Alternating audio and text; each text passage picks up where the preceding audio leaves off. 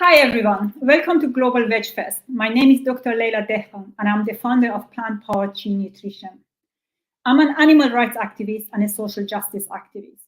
And I'm also an ethical vegan, so I'm actually vegan first and foremost for the animals. And for years that has been my focus, but when I was advocating for a vegan world, I learned that, if we want to create a vegan world, we need to take into account other social justice issues. So for the last 2 years, I have been working on a project called Food Justice and Race, which is basically, it just offers a platform to discuss racism, food injustice, and health inequities. And this evening, I'm delighted to host a panel discussion to explore the connection between veganism and food justice. But first, let me introduce you to our amazing panelists, and I'm going to do that in an alphabetical order. Dr. Trent Grassian. Trent is originally from the US, but he has been working as a social science researcher in the UK nonprofit sector for more than half a decade, where he has overseen a wide variety of research projects and evaluations across the animal protection, health, education, and homelessness sectors. Trent is also a passionate social justice advocate and particularly interested in joint working to improve the lives of non-human and human animals. While earning his PhD in social policy, Trent conducted research into the impacts of nonprofit organizations promoting meat reduction and veganism in the largest study of its kind and has given presentations all over the world about the research. Next is Reverend Beth Love. She is the founder of Eat for the Earth, an ordained New Thought minister and the author of the Tastes Like Love book series. She has brought a message of transformation to multiple audiences with her speaking and facilitation skills. In contexts as diverse as the California state prison system, schools, non-profits, churches, radio, various online forums, local community television, and the Oprah Winfrey Show. She is known for her fierce commitment, wise counsel, strategic mind, and huge capacity for love. Her current focus is running Eat for the Earth, a non-profit organization that supports a human diet shift towards more plants and less animal products to sustain all life on Earth. Our next panelist is Safiya Robinson. She's a creative cook, writer, and wellness advocate, and the founder of Sister Woman Vegan, a plant-based social enterprise exploring wellness through food. A creative and vibrational cook, she creates plant-based dishes inspired by her Black American, Jamaican, and British heritage. And she believes that food is a healing modality, centering community, education, and mindfulness in her work. With a focus on holistic wellness and mental health, she creates spaces for critical food conversation and seeks to empower us all to think more critically about the food that we eat. Next is Laura Schleifer from New York. She's a lifelong artist activist. She has toured the Middle East, performing for Palestinian and Iraqi refugee children with the Boom Chukka Theater. She has taught in China, Nicaragua, and at Wesleyan University's Green Street Arts Center. She has performed off-Broadway and arts-mentored homeless targeted youth. Her screenplay, The Feral Child, was a Sundance Screenwriters Lab finalist. Currently, she is writing a book, Liberating Veganism, for vegan publishers. She is also the Institute for Critical Animal Studies Total Liberation Campaign Director, a Promoting Enduring Peace Directors board member, and the co-founder of Plant the Land. Last but not least, Jacque Salomon. She is the co-founder of Seeds to Inspire Foundation, plant-based health advocate and intersectional activist.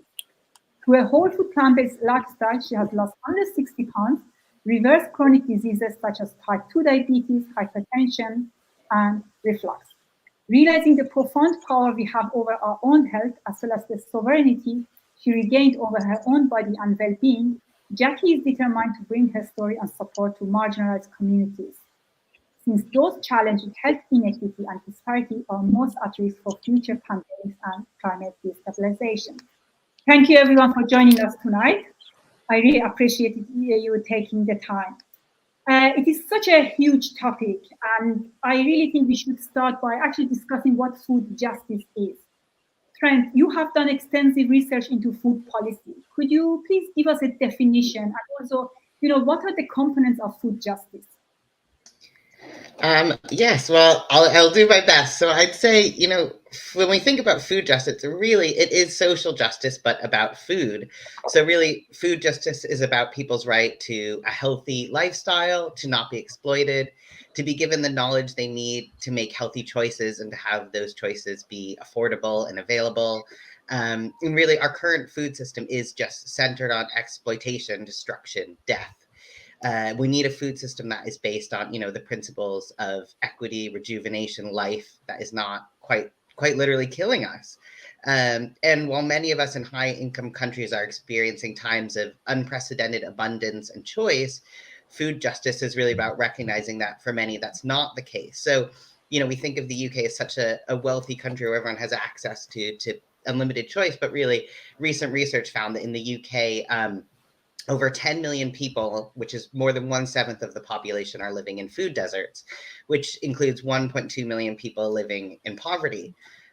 So for me, I think the key thing when talking about food justice is taking, and I'm sorry to use this word, I think sometimes people overuse it nowadays, so it almost loses its meaning, if not such an important word, but taking an intersectional approach. And what I mean by that is that so many social movements really have these common goals in ways that we don't realize within the mainstream animal vegan movement. And I think that's so important when talking about what food justice is. So as my background is in human and non-human animal rights, I've worked across the education, homelessness, animal and LGBTQ plus sectors. It's been really clear to me how many goals there are across these sectors that are so just these common goals, and how our siloed ways of working are really inhibiting our understanding of food justice and the common solutions that exist. So land use is a great example. So 72% of the UK's land is used for agriculture, and largely in part to some really outrageous EU subsidies. A huge proportion of the UK is covered in pasture, or grassland. And this is what really people think of when they think of the UK. They think it's so pretty when they see these large fields of grass, where the owners of this land, a lot of whom are from the royal family, many of them, many others who have benefited from centuries of enslaving and colonizing humans, own this land historically, and they're paid by the government to keep it ready for animals to graze. And then there's just, we don't see any trees that we need to store carbon and prevent climate change. And at the same time in the UK, we're seeing an enormous housing crisis. This is such an issue in the UK, and people think there's no land, that we're too overcrowded, which in turn is fueled by and fuels racism and xenophobia as people turn on those who aren't seen as be from here and become increasingly anti-migration. But all you have to do is drive around the British countryside and you see, oh yeah, there's like a ton of land that could be used for housing, that could be used for all different types of things. And at the same time, homelessness is rising significantly over the past decade under conservative leadership and austerity, and there are just not enough affordable homes. In fact, research says we need to build about 140,000 new affordable homes each year in the UK for the next 10 years. So we can see how all of these things are interconnected. And there's also examples from the education sector. So research shows that low-income people have far less knowledge about nutrition. Food justice is about really people having a right to know what healthy food is, where they can get nutrients from, and what is actually in the food they are eating and how it is produced. Yet nutrition education is almost non-existent here and in the US. And research has shown that doctors, the people we turn to for help with our health, receive very little, if any, nutrition education, even though this is such an essential part of our health. And that's why I think organizations like plant-based physicians here in the UK are so important at disseminating information and promoting nutrition education. So it's a bit of a whirlwind tour of how, food justice is about food, but it's really, I think what's so important is about recognizing how interconnected food is to so many other systems of exploitation, injustice, and oppression. Thank you. That was a very good and in-depth definition. I hope that explains it to people. And you are right. Food justice is about food. And a lot of vegans, what I keep hearing is that they say that we should really just focus on animals and their suffering. And if we discuss food justice, race equity, we are diluting the vegan message. So Beth, I would like you to share your thoughts on that. Do you think that actually by talking about food justice, are we taking the attention away from the animals? Thank you so much for that great question, Leila. For starters, I want to just be honest and say that I don't label myself as an animal rights activist. I didn't come to this as an animal rights activist, but I am not crashing the party. I am a vegan, more than 2 decades vegan, and I am vegan because of my commitment to not harm any living being for my pleasure. And I absolutely believe in the liberation of animals, and I believe that we need to not exploit animals. But I don't think of myself as an animal rights activist. I came to this as someone who cares about all of the life of the earth, all of the life of the earth, human, non-human, the microbes in the soil, the earth herself. And what's wrong in terms of my analysis is that as humans, we're out of right relationship with the entire natural world. So if if people who are animal rights activists want to go to the real root of the problem, we think of the root of the problem as animal agriculture, and we can make a really good case for whether we care about the environment, the animals, human health, the cause of everybody in the world being able to eat, our own human spiritual integrity, etc. We can make a very good case for the bad guy being animal agriculture. But in my opinion, the situation is that we are out of alignment with our right relationship with the natural world because we have organized ourselves around the wrong thing. We have organized ourselves around who can make the most money, whoever has the most money, how much more they can make. And so if we pit ourselves as vegans, say we're animal rights activists, against other causes for which the problem is the same, then we're playing into the hands of these powers that are using all of their money and their resources to continue doing whatever they can at the expense of human health, the environment, et cetera, et cetera, et cetera. So just for starters, it doesn't take away. And then there's some very specific things we need to think about as well. If you look at animal agriculture, at least as it's practiced in factory farms or CAFOs, confined animal feeding operations, which is where the vast majority of the animal products that are consumed in the world come from, humans are being oppressed in those same systems, right?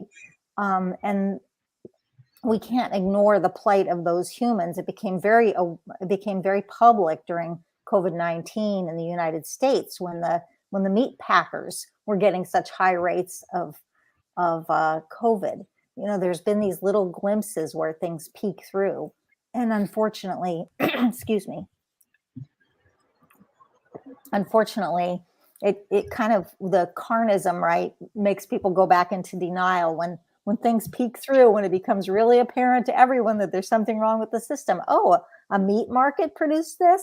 Oh, it happens in factory farms too, et cetera, et cetera. The truth comes peeking out, but then we have this denial that carnism has provided, right? But what I was going to say is that in the United States, the way that food injustice has been perpetuated has everything to do with our food system and our animals. So you can't really separate them anyway. We'll be much stronger as activists, no matter what we care about, if we work together than if we work against each other. And I think it's very, as a person that was born in a white body, I think it's very crucial that we not ignore the truth, the facts of the matter, that people of color, if you're suffering more, if your community is suffering more from the impacts of this consciousness that I talked about and this way that we're organized as a society, how are you going to care about, the polar bears, or how are you going to care about, the cows or the sheep or the pigs if your own people are being subjected to these same oppressions? So we need to be very sensitive and make sure that we are inclusive to the extent possible. I'm really excited to see some of the shifts that have occurred in the vegan world. There was a session earlier on all the things that are going on in Africa. It's super exciting, It's really exciting that the fastest growing population of vegans in the United States is African Americans. So let's keep up those gains and keep moving together forward in the same direction. Thank you. You made so many great points, and I agree. actually what we eat is so much connected to our health. And we know that ethnic minority communities are more affected by poor health. And so, yes, we need to care for all of those issues. And Jackie, I know that you had yourself an amazing healing journey to actually adopting a whole food plant-based diet. And I know in your Seeds to Inspire Foundation, you promote a whole food plant-based diet to marginalized communities. And there are a lot of actually initiatives when you look around which are trying to tackle food justice, but they are not always necessarily vegan or, let's say, 100% plant-based. So my question to you is, can we actually talk about food justice without discussing plant-based diets? That is an amazing question. And that's actually how we move as an organization, is that the answer is unequivocally no. There's no way at all to address any kind of injustice if we're not talking about our food system. In the short of it, it's me bringing my testimony of saying, this is how the food injustice nearly took my life twice, nearly, took my children's lives, did take one of my children's lives. This is the things that we face every single day. So that's an injustice, but understanding that there's something much greater, that marrying with what Reverend Beth was sharing about the injustices, about the way we look at food, we all have a common enemy, and it's animal agriculture. And if we're not looking at all the injustices and seeing how imperialism, how colonialism, which is the contributor, right? All these verticals of injustices do all stem from imperialism and that colonial mindset. So how is this impacting us as communities, especially we that identify as Indigenous, Black, or racialized communities? How is this impacting us? And we do have to understand that it's the foods that are intentionally put in our communities, that are intentionally designed. And then you add the health inequity component to it. Now we have a surge of health disparity. If we're not talking about how that is a trauma in itself, if we're not understanding how the lack of access is a trauma, how these systems that keep us sick, how we can't, it's a trauma to ourselves not to be able to expand our circle of compassion to other beings, to the earth. That is a wound in itself. So colonialism has started. And if we're not going back to the trauma that people that are in melanated bodies experience every day as a consequences, and it's not even an aftermath, because it truly is the same genocide that started on Turtle Island centuries ago. It's in its last stages. That is all food injustice, because food was weaponized. So if we're not talking about whole food, what are we talking about? We're talking about degrees of separation from what we consider food. And the closer you get to a package, a can, a bottle, or a box, those are so many degrees away from food that we literally have to preface this lifestyle we've chosen to eat to be healthy as whole food. We have to preface the word food with whole. I mean, that is, we're not looking at that we have to go to our communities and actually teach what whole foods mean. It means what Mother Earth provided for us. It means our ancestral indigenous ways of relating to the land, to our communities, to earth, to the animals, to being that matriarchal rematriation of the land, centering, indigenous knowledge. Like, that is all whole food. That is all our relationship with earth, like Reverend Beth was saying. That is all that wounding. So I had to go through all that healing to get to the understanding of, oh my gosh, if we're not talking about whole foods, we're never going to address any of the injustices, any of them. It starts from me having an illness that almost took my life, to me going out to the community and teaching about what nutrition actually is, to even looking at our prison incarceration and what is being served in the hospitals, what is being served in schools, what is being served in our prisons. Those are all the food injustices that people are deemed unworthy of receiving actual food.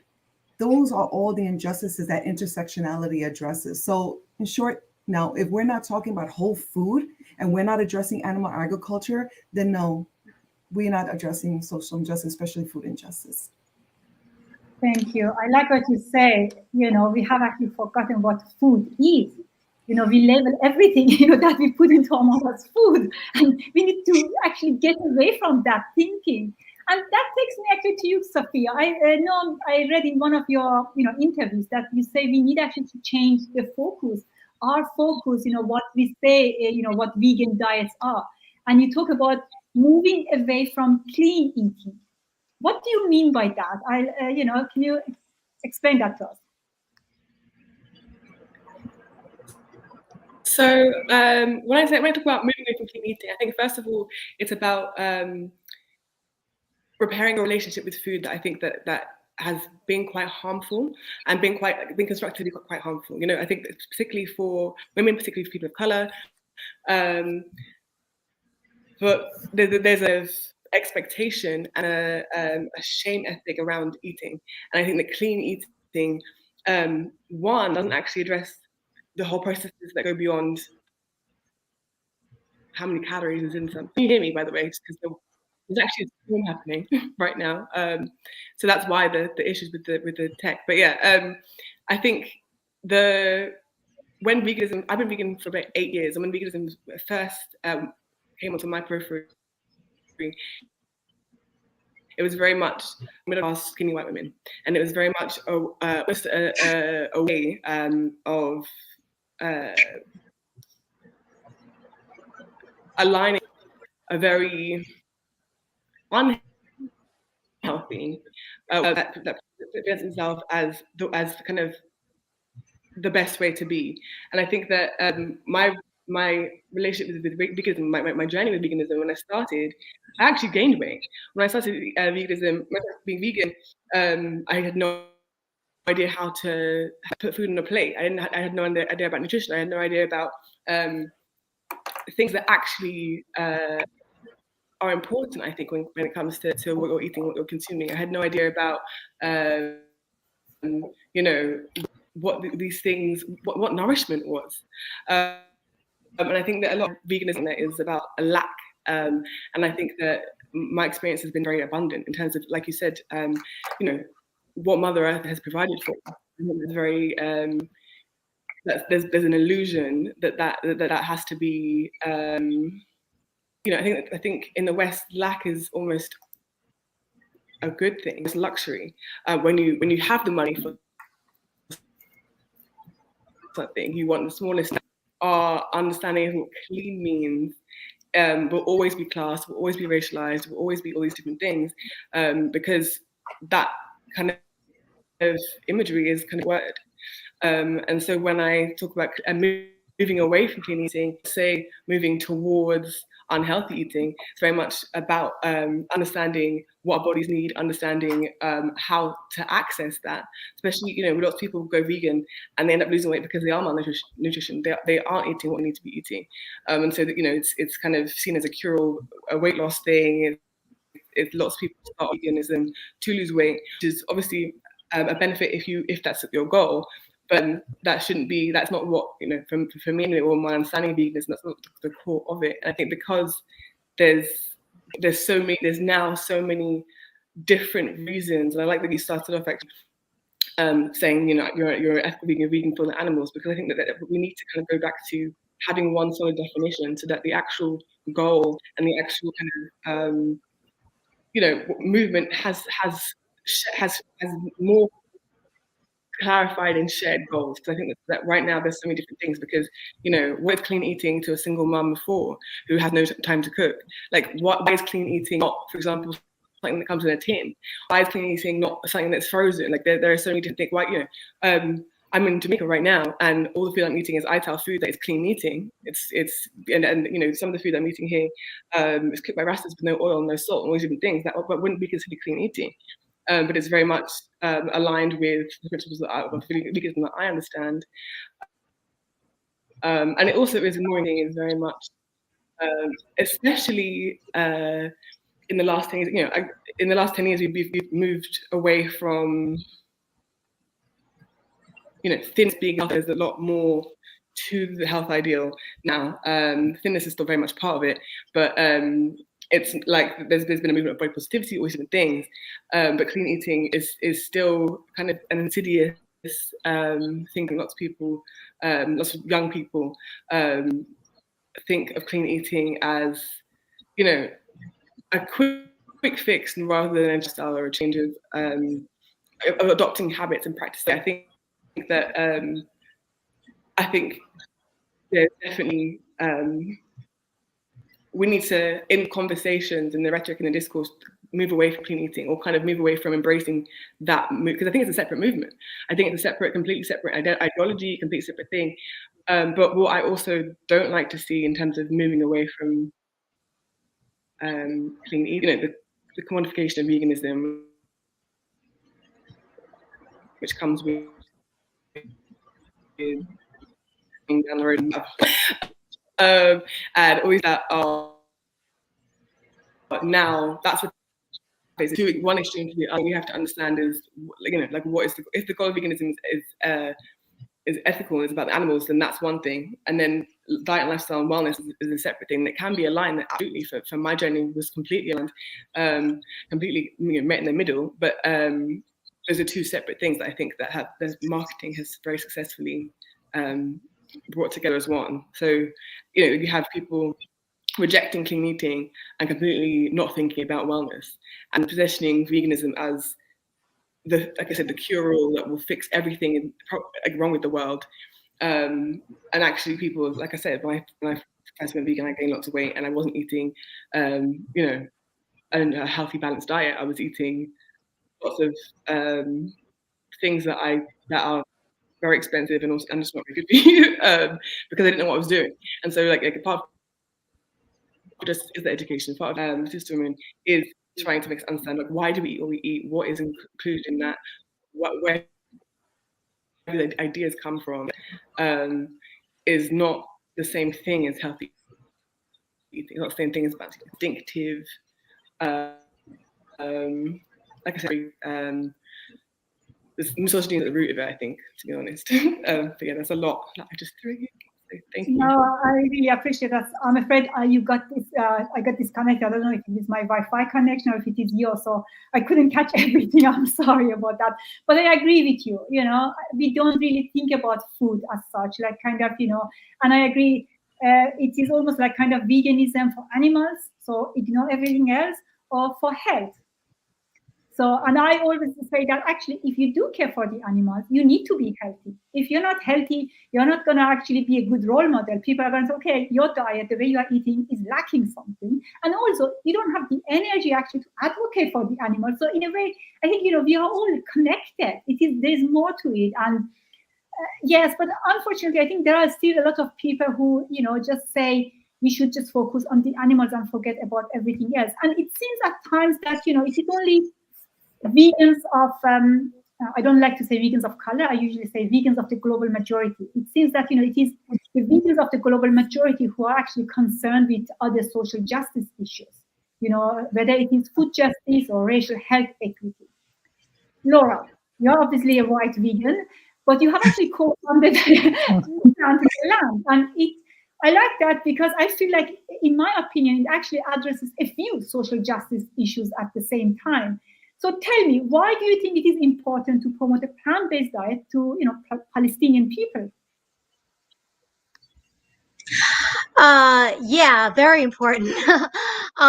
Because I'll start with how I actually came up with the idea for Plant the Land, because that really kind of answers the question in a lot of ways. So basically, Israel has put sanctions on Gaza specifically. And they did this when Gaza voted in their current government, which is the Hamas government. Of course, we always hear about Hamas being a terrorist organization, but you know, they're a terrorist organization like maybe the Republican Party is a terrorist organization, or the you know, or the Democratic Party, or the Tories, or whatever. They are a political party.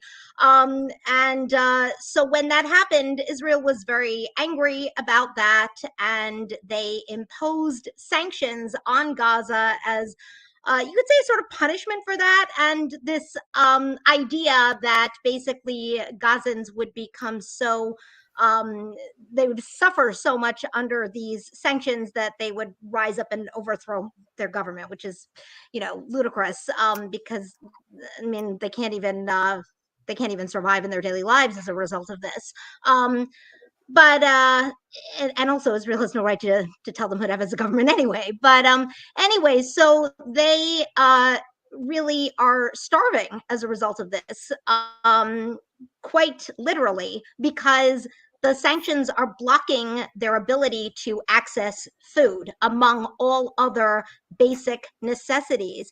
And it's so extreme that Israel has, they control all of the, I don't want to say borders because there is no official border, but all the parameters of Gaza are surrounded by Israeli military, to the point where Gazans can't even pick the food that is growing off of their own agricultural lands that are on that, what they call green line, without Israeli military shooting at them. So they have no ability to access food a lot of the time. And Israel actually has maneuvered this so that they are actually counting how many calories each Gazan person is allotted. They've actually made comments like, oh, we're going to put Gaza on a diet. And they've manipulated it so that it is just above the technical definition that the UN has for literal starvation, but it's barely above that. You also have an 80% unemployment rate in Gaza at any given moment. And then things have made it even harder in Gaza for a number of reasons. Number one, of course, COVID is ravaging Gaza. They have no access, very, very little access to vaccines. The bombing of Gaza, Israel bombed Gaza severely last spring. And of course, because of these sanctions, they haven't been able to import the materials that they would need to rebuild anything. They have extremely limited electricity. They have very little access to clean water. It's just an absolutely dire situation. And so what was happening was that because I was already very active in the Free Palestine movement, in addition to being a vegan and an animal liberationist and a social justice activist in many ways, I was being contacted by a lot of people in Gaza who were literally asking for help with getting food. And literally they were just, messaging me, and they were saying, I'm starving and I can't feed my family, and can you help us? And it was just such a dire situation. And at the same time, I had been connected to this guy who is my co-founder of Plant the Land, Anas Arafat, who is a local Gazan person. And I had been connected to him just through my work in the Free Palestine movement. And I saw that he was doing all of these amazing humanitarian aid projects to bring food, medicine, any kind of necessities that people needed there.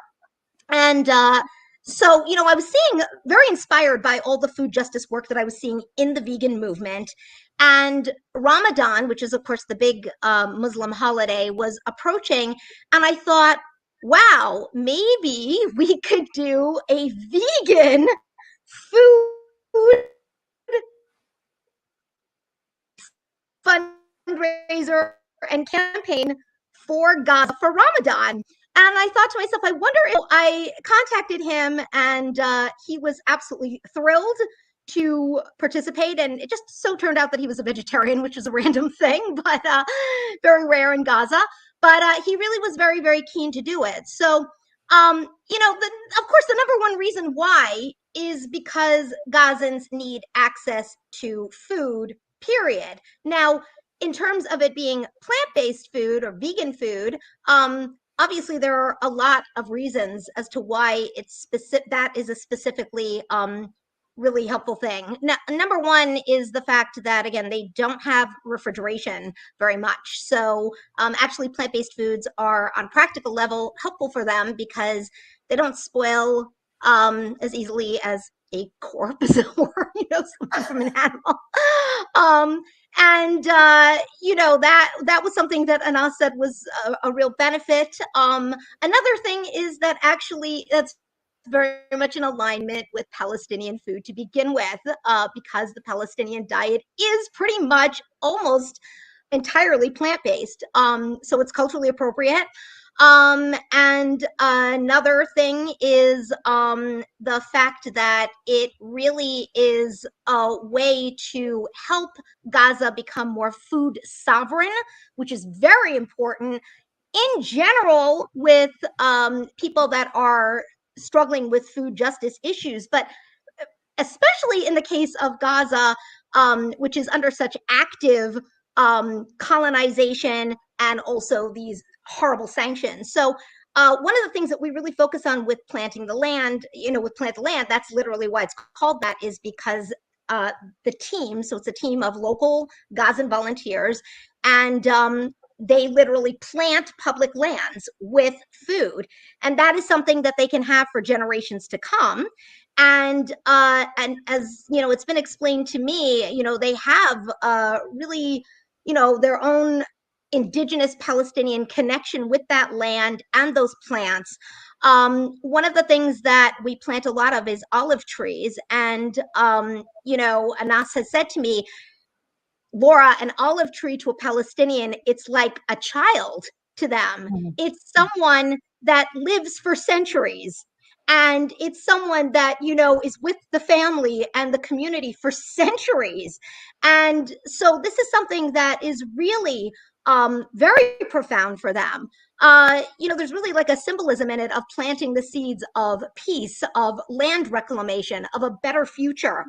I also think, on the level of peace, that it's really, this thing about like, people who are oppressed, they don't have the energy to care about the polar bears or whatever because they're struggling for their own survival. Well, if we want people to care, we need to show them solidarity. We need to show them that we care about them and we need to be there for them, and I feel like this is something, and I should mention, by the way, I am a white vegan, but I'm also Jewish. So this is something that is very personal to me on that level of, as a Jewish person, showing solidarity and support to Palestinians. I care about you. I stand with you, not just in words, but in real tangible actions of how your life is going to improve through the solidarity that I want to bring to you. So, all of these things. And then I also want to say, about the animals and about, this whole system of violence and the psychological impact of that.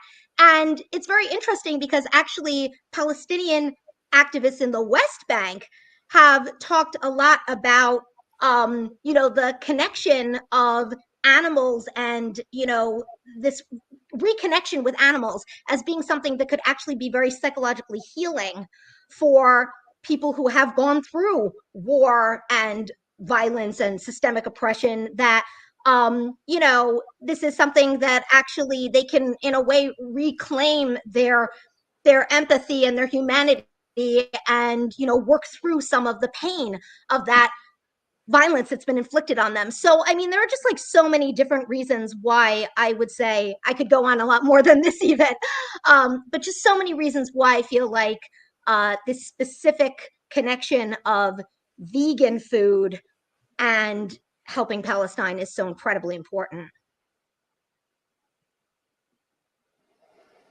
Yeah, thank you. Yes, as I said, I find it so amazing because I feel like, we always talk about social justice issues being interconnected. And I think what you have co-founded, it actually is the idea in action. So I really like that. Thank you for that. Now, we have touched on that a bit earlier. I think Trent actually mentioned this for the first time, food deserts. And usually that is something we hear a lot about, in the US. So Jackie, can you just tell us what are actually food deserts and how can we help people who live in those communities? How can we actually empower them to take action? So in our work, in the grassroots work, we look at food deserts as basically the ability for an individual in a particular community to access food within a certain mile from where they live. And that is very, very challenging for a lot of our communities that mostly do not have a supermarket that's full of fresh produce within a mile, 2 miles from where they live. So there's transportation issues, there's accessibility issues, and an understanding that the majority of what is considered food is actually swamp food. It's actually not food at all. It's what has been contrived in a lab and packaged and put into our communities and what's considered food. So the majority of our communities that we serve, not only do they live in food deserts, because again, that's the access, but they actually live in food swamps where it's just this sludge of ingredients that we paint up really pretty and put bright colors on them and say in packaging and say that they're food.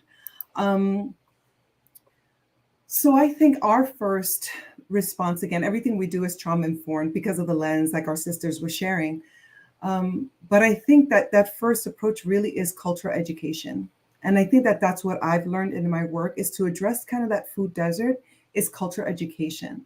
Food deserts are primarily located in Indigenous, Black, and racialized communities, right? Here in the States, that's where they're primarily located. And we must re-indigenize ourselves because we must remember and learn what our ancestral knowledge is and what our ancestors are telling us, what our indigeneity is telling us of what food is. We need to learn to recognize that because the conditioning and the food additives and the addiction of these foods are so powerful. They kind of take over that frontal lobe, and we need to go back and start healing from our body and reviving that knowledge and that ability to understand what food and what food isn't. To me, there are no approaches to any of the injustices like food deserts will come from a colonial mechanism. I just don't see it. I just don't see it. And why? Because as the other panelists were sharing, that our common enemy is animal agriculture because food has been monetized, it's been commodified, it's profit. And whenever anything enters that sector of profit, it's always profit over people. It's always profit over health of the animals, profit over health of ourselves, of our relationships with Earth. And again, these food deserts that are just centered in our communities make us most at risk and make us most distressed so that the effects of climate destabilization, who is it going to affect the most? Who are going to be the first climate refugees? Are going to be the global majority. So we start with the food deserts and understand what food is and get out of that. And then really start going back to what is our ways? Had we not been colonized, had we not been kidnapped and taken across the Atlantic and brought here, had my ancestors in the Caribbean not been colonized, what would have been our relationship with food? What would that be? And I have an amazing colleague, sister friend in the community who's an abolitionist. And she reminded me that mutual aid, and the way she says it, mutual aid as Black people work. And that's what we need to go back to, but that's our indigenous ways. And how do we do that? We go back, we reestablish local economy, right? We inspire social entrepreneurship. We nurture and nourish the assets that are in the community. We have healers in the community. We have cooks in the community. We have farmers in the community. We go back to being that way and helping one another, reestablishing that within our community. We go back to holistic healing. We inspire elder mentorship. We grow our food locally, organically. We create those food systems within the community. We invite that cultural healing and that matrilineal wisdom back, but especially we have to center the indigenous knowledge. If we're going to address what is going on with the climate, how we treat our Mother Earth, our grandmother, our cousins, our brothers and sisters that look different from us, all of that we as a global majority have to come together and start understanding that once we revive that and that knowledge back, we will look at what we consider food deserts and say, we have the power to shift this. We have in our DNA and in our knowledge, we have the knowledge. We don't have to live in this third dimensional imposed way, this artificial way. We can go back, and then whatever they put in our communities, we can say no. We can heal. We can get rid of those addictions, and we can say no. We don't have to do that way. So to me, that's the perfect way to start to start learning, start educating, start learning what cooking is, because that's a challenge in our communities, is when we invite whole food plant-based. It's like, I don't even know how to cook. I don't cook. I don't have time for that. I don't know how to shop. So it's okay. First, learning what food is, how we grow our food, and then helping one another through that mutual aid of saying, how do we cook? How do we pick food? How do we know what freshness is? Some don't even have refrigerators. They don't have a potato peeler. We must go into the communities and bring all of those resources back. And those of us that have any privilege, I implore you to transmute that privilege into service. And we all have privileges to transmute that and pay that forward, and understand that human beings, we must reach out as human beings to address that and deconstruct that in our minds, because that program is powerful. To me, that is the best way to approach food deserts, at least to start. Thank you. That was very useful. And I agree. We always take certain things for granted, that everybody has a refrigerator, a kitchen, an oven, but it's not. So we really need to actually go and get to know people and give them advice, appropriate advice. We always say culturally appropriate diet, but also culturally appropriate advice, and economically appropriate advice. Now, Trent, you're from the US, but you've been in the UK, and your research has been actually with the homeless people here in the UK. And, that is something which is really upsetting when you are walking on the streets, you have all these high-end shops, and then you see all these homeless people. Talk to us a little bit about the food insecurity, here in the UK, and how can we actually address this issue here? So I mean, so many things have been raised that are just so important. But I think for me, it's about there's just so much we can really do to create a just and equitable food system. But there are also all these fundamental systemic barriers that many people have talked about that are really preventing us from doing the work that is needed. And we think, when we think about how we can contribute to a food system that is just for all, it's really important to think about kind of our theories of change and our ideas of where power lies, which a lot of people have talked about. Who do we think is going to create a just society? And we seem to think really that nonprofits hold the key. And in my experience, the nonprofit sector, the nonprofit industry is simply not able to find the solutions to these problems. So I say this as someone who's currently working for a nonprofit.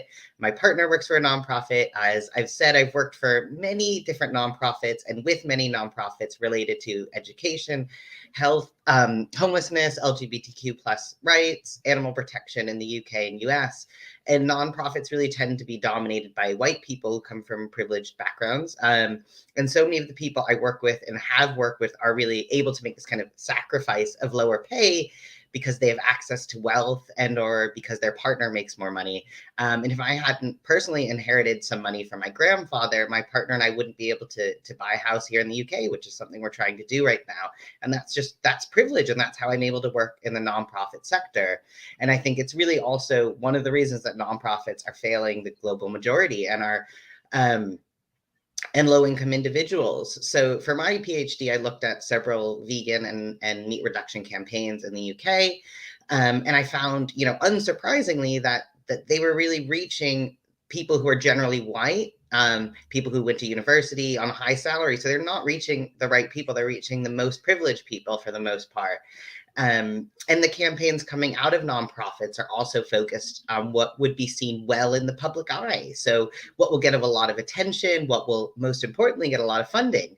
They aren't actually based on long-term strategic thinking on what will actually be effective. And I think one quick example of this is plastic.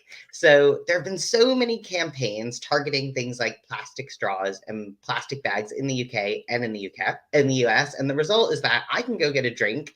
It'll come in a cup that's coated in plastic with a plastic lid, but this paper straw that just falls apart halfway through my drink. It doesn't make any sense. And then I can go to the grocery store where I'll bring my reusable bag, and all the fruit and vegetable in the UK supermarkets are wrapped in plastic, almost 100%, and all the other food. But I have my reusable bag. It doesn't make sense. And in animal welfare campaigns, we can see the same things. Welfare campaigns to me are not about justice. They're about doing what looks good. This idea of huge numbers. But in reality, these campaigns create goals in a way that appeals to the biggest producers and exploiters of humans, animals, and the environment. They create changes that actually only go into effect 10 or 20 years. People don't seem to realize this. So in reality, when we look at these big animal welfare campaigns, they haven't had any impact on animals, and it's unclear to me if they ever will. I think as activists and campaigners passionate about food justice, we need to promote a different way of thinking. We're not looking at the bigger picture. So what if instead of doing things like promoting higher welfare, we think about, actually, that's something that we're talking about 10, 20 years. What can we actually do for 10, 20 years that might actually have a bigger impact on the lives of humans and animals? What could we actually accomplish? What might be more effective? And actually, what's the world going to look like in 20 years? I mean, what did the world look like 3 years ago? And will any of this work that is dominating the animal world matter?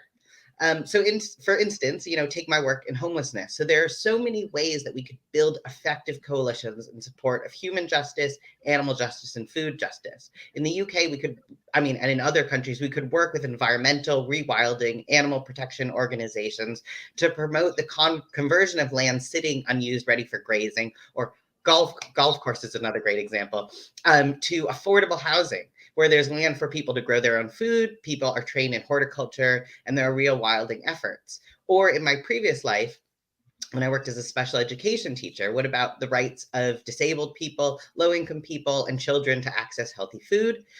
During the pandemic here in the UK, there were so many images of these free meals that kids were getting, and it was like a loaf of bread, a block of dairy cheese, and maybe a couple apples or something. It was just absolutely disgusting, and that was supposed to last a week. So why aren't vegan activists and organizations working with the health and education sectors to promote nutrition education, to look at access to healthy plant-based meals? So really what I really want to say is there are just so many opportunities that have been highlighted, and so many of you are doing such amazing work to make real change. But what I would love to see is more of these kind of cross-sector coalitions, looking at how we can create real systemic change, real strategic thinking. So one grassroots organization here in the UK I'm excited about is Animal Think Tank. So I would definitely check them out. They're doing some and there are lots of these organizations where we aren't thinking about how we can work together, finding ways to elevate the voices and needs of those we aren't listening to, and getting out of our kind of vegan bubbles to make powerful coalitions. I really think if we don't do that, we're just going to stay on this same destructive path we are already on. Thank you. Thank you. That is very useful. I totally agree with to change mindset and start cooperating with each other. And Bev, I want actually, I read something on your website and I really like that. You said we are all one global human family. Can you just tell us in 2 minutes, if we change our mindset and think of ourselves as one global, human family, what food choices would we make? Thank you. That's a great question. I just want to say there's a lot of wisdom in here that actually goes to that topic. Jacque was talking about food has been commodified, right? Where there's a question on the table of what is food. I think going back to my original comment about how the problem is the consciousness, the problem is that humankind is out of right relationship with the world. And what we're organized around is this idea of profit, which has also been brought up again. And what we need to be organized around is how can all life kind, humanity, our global human family, but also our global family of life, how can all life kind thrive within the boundaries of a planet that is keeping, in which environmental boundaries are not being exceeded?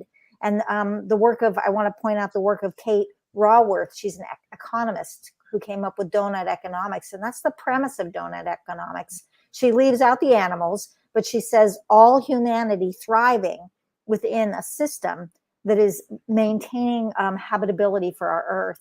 And there's no reason we can't set that as our central organizing principle. And if we set that as our central organizing principle and we bring in all life thriving within a habitable earth, then it becomes really obvious what we need to eat. Because on all fronts, what we need is whole plant foods. And this is why, as a vegan, as a person who cares, who's a very holistic person, an activist, this is why I am concerned about the movement the trend, the strong trend within veganism to eat things that I do not consider food, and that I think others on this panel probably do not consider food either, because it is exactly the same consciousness and exactly the same paradigm that is producing this food. It's being this so-called food. It's being commodified, and it's there's a profit motive, and it's destroying human health. Maybe not destroying human health yet, but my concern is, because most people come into a plant-based way of life because of health.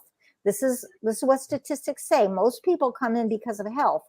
And we have had a halo of good health over decades of people eating vegan because they were eating whole plant foods. And now that we have these pretend foods that are acting like meat and dairy by increasing the unhealthy ingredients to make them more like meat and dairy, we're going to lose our health halo, and we're going to start having fewer people come into the movement. So that's a big concern I have. So whole plant foods, what's a whole plant food? It grows out of the ground.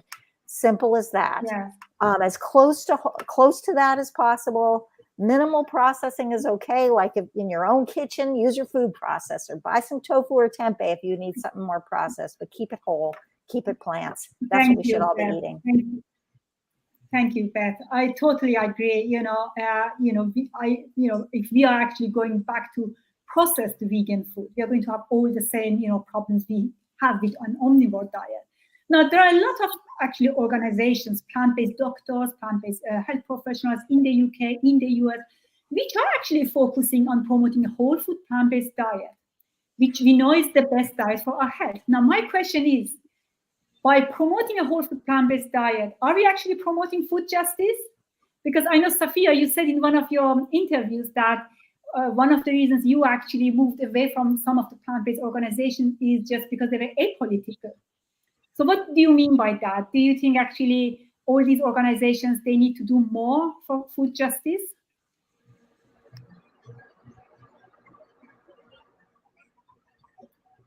You need to unmute yourself.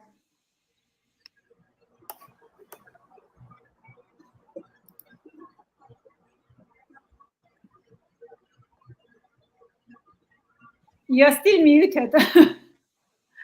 Safiya, we can't hear you. Now, here we go. Hello? Okay, so food justice has been intentional action. I don't think that it can just be, I'm vegan, therefore are included in my work and in my vision for what veganism should be. I think a lot of people get away with presenting that image.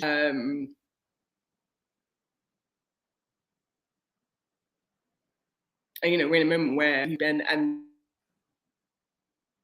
justice in itself has been to say that's by being vegan you are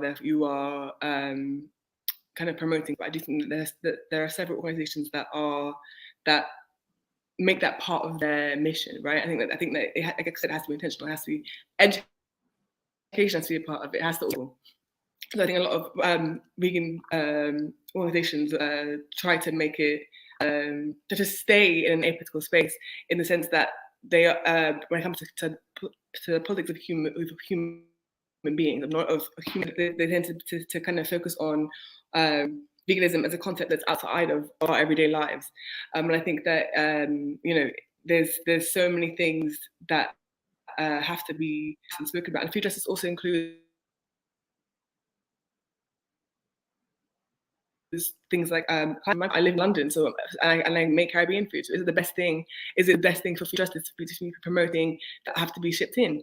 Is it? Do you know what I mean? Like there's so many things to think about when it comes to food justice. So I think that it's not just a given. I know we have run out of time, but I just wanted to say back to, first of all, I've been loving this conversation. Everyone is amazing, and I would love to connect with you afterwards. But Beth, you were saying about African Americans. I think are vegans or vegetarian now, and Jacque, you was about being cut off from the land. Being in England is a very unique situation where almost everyone's cut off from the land because even white people, because it's so classed, and so the land is owned by so many people. I think that eating well and also understanding why veganism is necessary starts with a right relationship. And I think that what's we in England, especially if you live in inner city London, you don't have a relationship with the land. It's completely cut off from you. Our ancestors had it, but there's no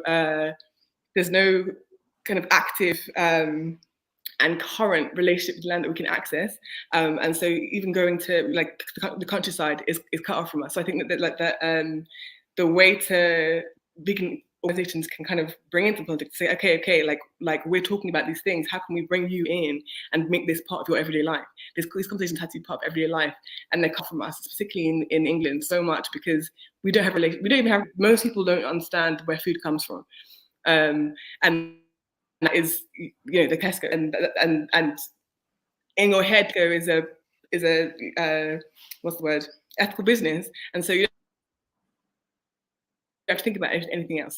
I think it's possible for you to claim veganism and food justice as one if your veganism has that at its root, and not everyone's does, I think. So yeah, thank you for that. No, we don't have actually a lot of time, but Laura, I just want to ask you one question. Maybe you can answer it in 2 minutes. You are obviously an activist, a peace activist. So how important is it that as vegans, actually, we talk about political issues? How important is it that we care about other social justice issues? Can you just give us an answer in 2 minutes? It is enormously important.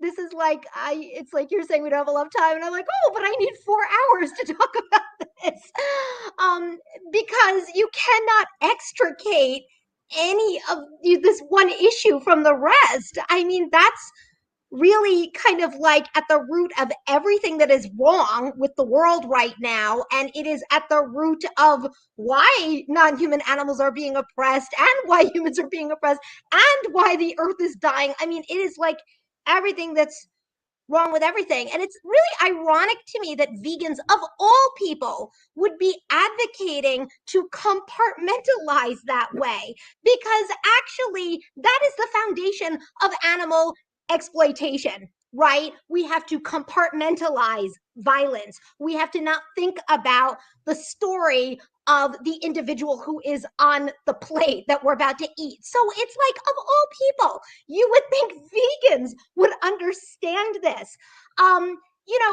It's like when you look at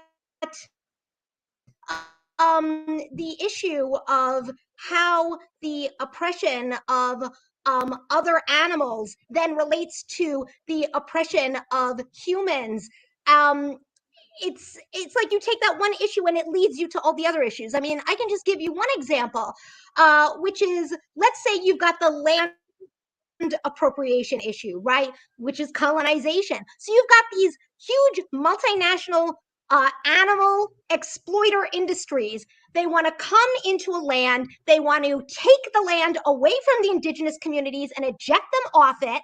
What is that going to take? Well, that's going to take, for example, military. That's going to take violence, right? That's going to take a government that's going to allow them to do that. So if there's a government that says, no, we represent the people of this country, then that's going to take maybe overthrowing that government. That's going to take more military. That's going to take, it's like, and then you're talking about democracy. And then you're talking, it's like, you cannot separate these issues. It is just unbelievable how they all come together. And what's really interesting to me is that you cannot possibly understand one without understanding all. So whether your goal is to understand the oppression of non-human animals more, or if it's to understand the oppression of humans, or if it's to understand the environmental crisis, if it's to understand, whatever it is, you've got to look at this holistically. So, for every reason in the world, if we want to solve these issues, we have to treat them as a whole. We cannot compartmentalize them. Thanks. And I totally agree. Like as a vegan, we believe in justice. So, and all justice. It shouldn't be just, like you say, just one part of the world deserves justice. All of us. And I want to actually thank you so much. We have actually run over, but that's okay. It was an amazing panel. I really appreciate all of you taking the time to talk and share your wisdom with us. And hopefully we can continue that. But I want to finish off with something I read at on Jacque's actually website. And I think that really captures what we are trying to say. What we do to one, we do to all. And I just think, that is so beautifully said. And I want to finish it off with that. Thank you again for joining us today. Thank you for VegFest for giving us this opportunity to discuss these issues. We could have talked for hours. I know I still have so many questions, but we just have an hour, and yeah, that is it. Thank you again. Goodbye. Thank you.